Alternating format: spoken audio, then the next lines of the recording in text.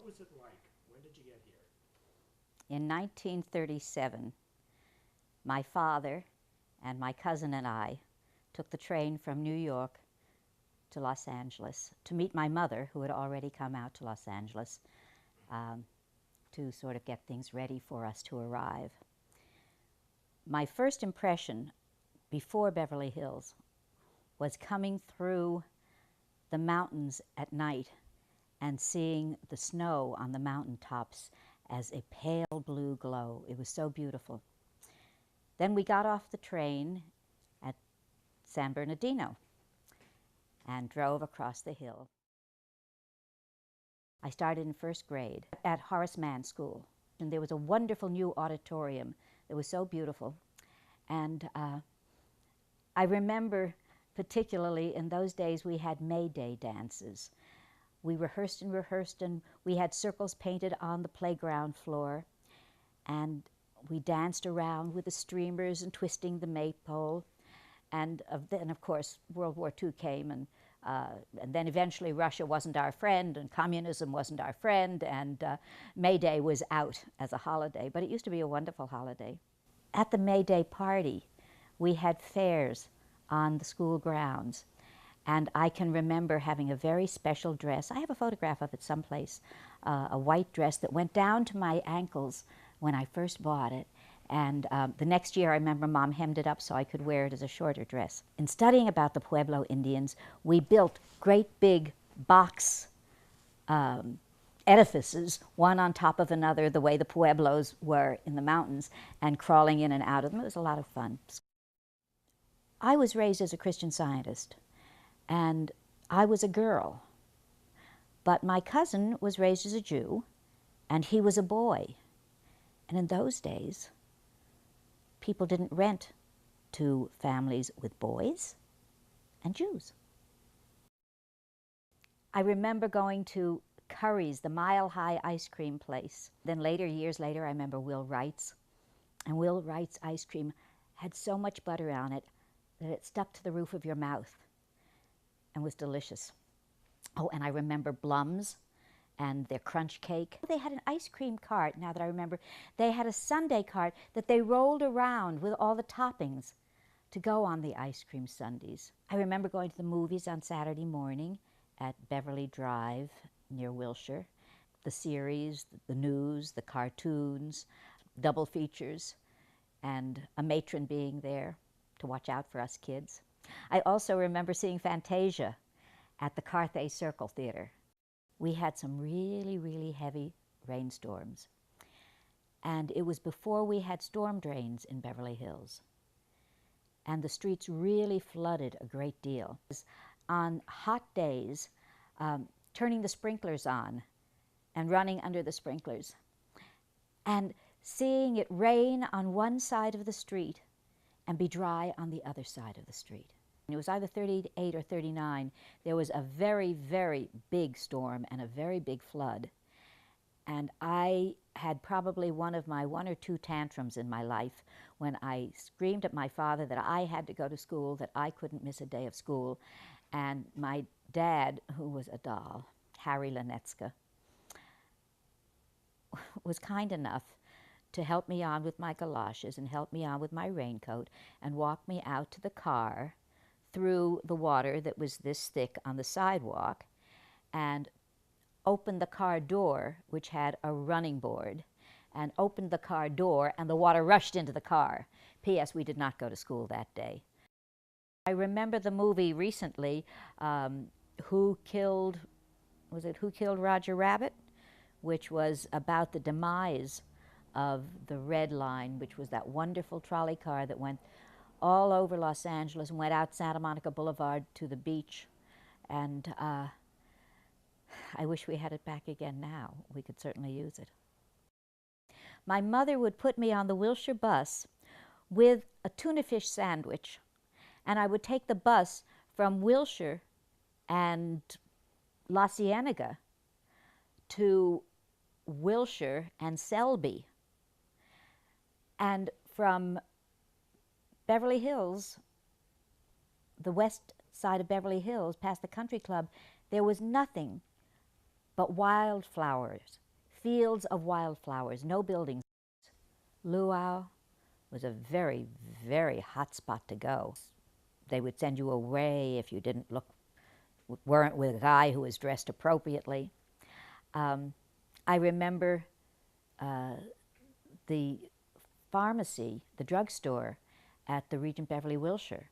I remember, I think Uncle Bernie's was the toy store, and that was fun to go into. Ralph's Market was on Wilshire. Newberry's, the 5 and 10, also had a good soda fountain where they made wonderful hamburgers and cheeseburgers. In the early 70s, 71, 72, something like that, the city had some property in the industrial zone on the east side of the street. Somebody owned some property on the west side of the street. The city had made a deal to swap the properties. The city was going to get money to clear off the properties. The city was going to be able to build. Matter of fact, they were going to be able to not only gain the property that they were swapping, they also were going to be able to then, since the city owned the street, they were going to be able to close that street. And we would have had a park, we would have had a community center, we would have had a refuse transfer center that would have been state-of-the-art at that point. And and the man who was buying the other property, who was swapping the other property, would have built some condominiums and would have made some money on the selling of the condominiums. And those condominiums would have had a nice view of the new, what would have been, park. But there were some people in town who swore that the man who had that property, who had done belly up in some bank situation, was never going to make another dime in the city as far as they were concerned. And they went tooth and nail to make sure that that land swap, which had been done, was undone. Consequently, our city lost the opportunity of having what would have been a wonderful community center, what would have been a wonderful refuse transfer center, what would have been a wonderful parkland. Our city council people have been people who have cared about the city and have given diligently, worked very hard on behalf of the city. And sometimes they get a really bad rap for trying to do some very good things. In my humble opinion, we need to concentrate on making sure we have enough north-south traffic so that we who live in Beverly Hills will be able to do things in Beverly Hills, and so that we will have enough things to do and places to go and offices to be able to work in, so that people who live in Beverly Hills will be able to spend a lot of their time here and will not have to go outside of Beverly Hills to go to a movie, and outside to go to a restaurant, and outside to go to a store. I think that we do need to develop our city so that it is a self-contained entity with a lot of things that we can do going north and south, so that we're not going to have to hit all of that east-west traffic that is going to be there and that we can't stop. If Wilshire, between Beverly Hills and Westwood, and probably Beverly Hills and Westwood would have fought it like mad, but if that area had been built with ground floor services and stores, it would be the Champs-Élysées of California, of the United States. It would be Madison Avenue. It would be a street that people would walk glamorously on, instead of every time you walk out of a high-rise on Wilshire Corridor to get a thimble, to get some thread, to get a cup of coffee, you have to get into a car and drive. That shouldn't be the case. With those huge buildings, those should have had ground floor services. Along Whittier Drive, from the Scout House up to Greenway, is the back side of the Los Angeles Country Club. And I had an idea. At that time, there was a row of trees, and then there was a long area of lawn, probably about 20 feet of lawn, And then there was the walkway, and then then the trees, and then the street. Well, I thought if we could access that 20 feet that went from the Scout House to Greenway, and we could put a driveway in there that could be volunteer and teacher parking and a safe drop-off for kids for school, we would have had a wonderful opportunity. And I drew the plan, and at that point, as I say, the chain link fence was back on the other side of the row of trees, and you can go by and look at it any time. And the row of trees, there are two rows of trees there now. There's a front row and then there's a back row. I went to school board and talked about going to access that property because the school district has the right of eminent domain. And that was a piece of property totally unused by the Los Angeles Country Club, outside of their chain link fence. It might have taken 9 or 10 years of legal blah, blah, blah before we would have gotten the right of eminent domain, but we could have accessed that property. Put a row of trees in front so you would not see the cars that were parked, hedges, a safe area behind there for drop-off of the kids. And it seemed like a wonderful idea.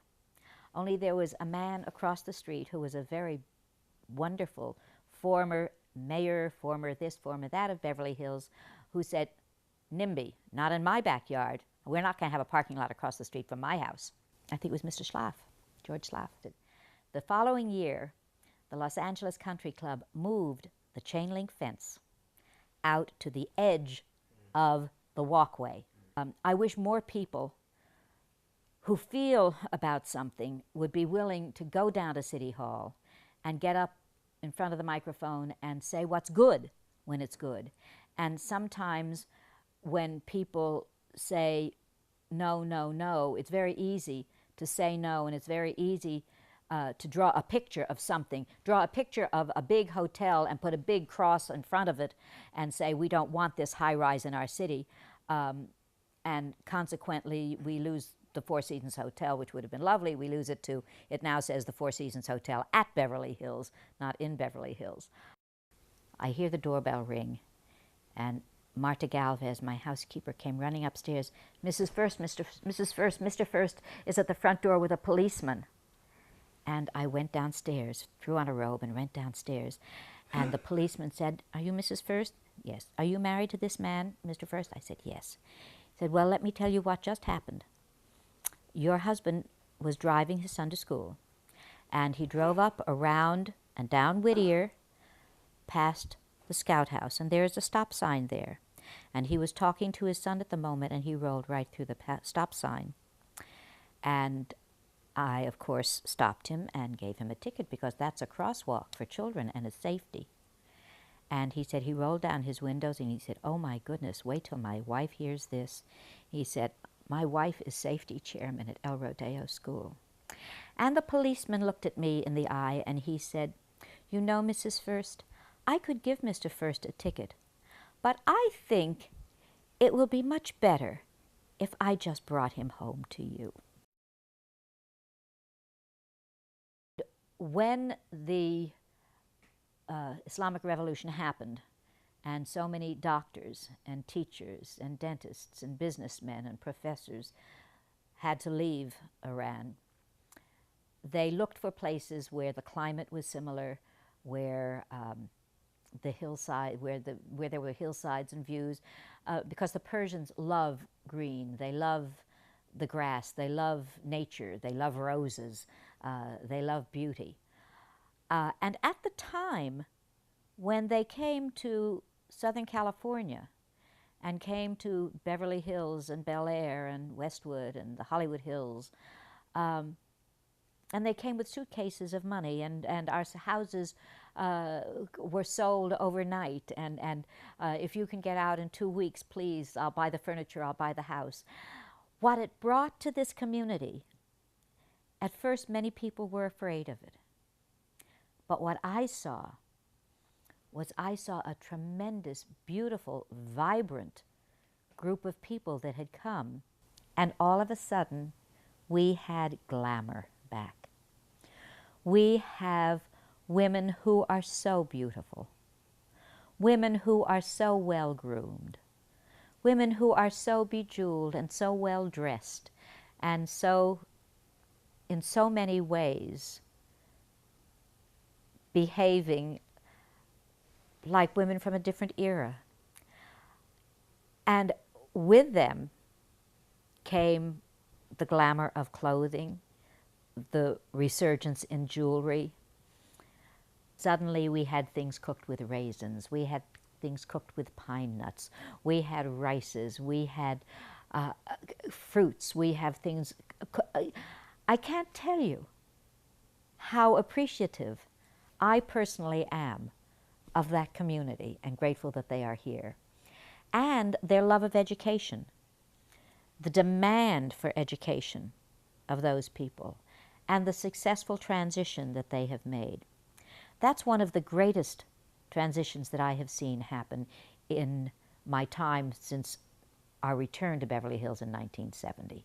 When I first returned to Beverly Hills, a friend of mine, Sylvia Davidson, said, Greta, you should get involved in the community, and I want to meet the women who are involved in the Dubnoff School Teach Foundation. So driving over to the first meeting, Sylvia looked, I was driving, and Sylvia looked up at me and said, Greta, I want you to remember one thing. And I said, what, Sylvia? And she said, just don't tell anybody that you were a singer. And I said, why not, Sylvia? And she looked up at me and she said, they'll just want to know with whom you have slept. I love the city. I love walking into the stores and still seeing friends. I love saying hello to the policeman I know and saying, I produced, wound up directing and helping write with Janet Salter the Beverly Hills Follies for the Chamber of Commerce back in the mid-'80s. And one day I had an incident where I had to call the paramedics, and the fire department came in to take care of me. And one of the firemen looked at me and said, hi, Greta, I was in the fireman's song in the Chamber Follies. I mean, where else do you get that? Where else do you get your old principal comes up to your wedding, to your kid's wedding, comes up to your tea, comes up to a party? This city is a small town in a major metropolis. We have it all. We should keep it all. But in order to keep it all, we have to let some things bloom. Thank you.